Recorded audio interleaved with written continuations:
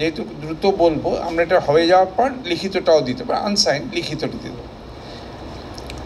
আরজি করে ট্র্যাজিক ইনসিডেন্টের পর পশ্চিমবঙ্গ সরকারের সর্বোচ্চ স্তরে আজ বেলা 3টে একটি মিটিং হয়।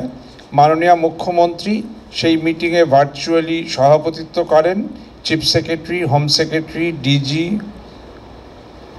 সিপি, স্বাস্থ্য সচিব, অর্থ সচিব, ল অ্যান্ড অর্ডারের এডিজি, সিআইডি প্রমুখ সকল শীর্ষ স্থানাধিকারীরাই সেই মিটিংয়ে অংশগ্রহণ করেন।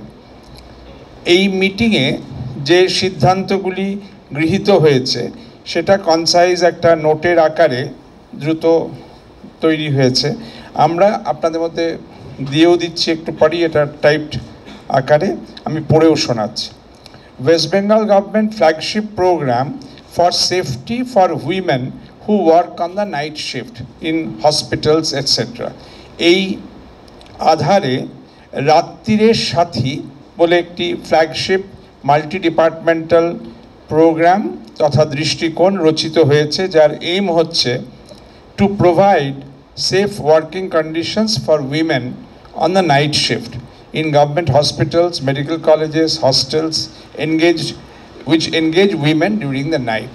রাত্রিবেলা হসপিটাল, মেডিকেল কলেজ, জেলা হাসপাতাল, হস্টেল সমূহ ইত্যাদিতে সেফ ওয়ার্কিং কন্ডিশনস ফর উইমেনদের দেওয়ার জন্য যে আন্তঃবিভাগীয় কর্মসূচি ও দৃষ্টিকোণ রচিত হয়েছে তার মূল পয়েন্টসগুলি এই রকম।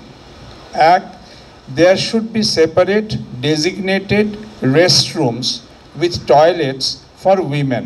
এই সকল জায়গাতেই নির্দিষ্ট পৃথক চিহ্নিত রেস্টরুমস উইথ টয়লেটস মহিলাদের জন্য থাকবে। রাত্রিরের সাথী or women volunteers shall be on duty at night.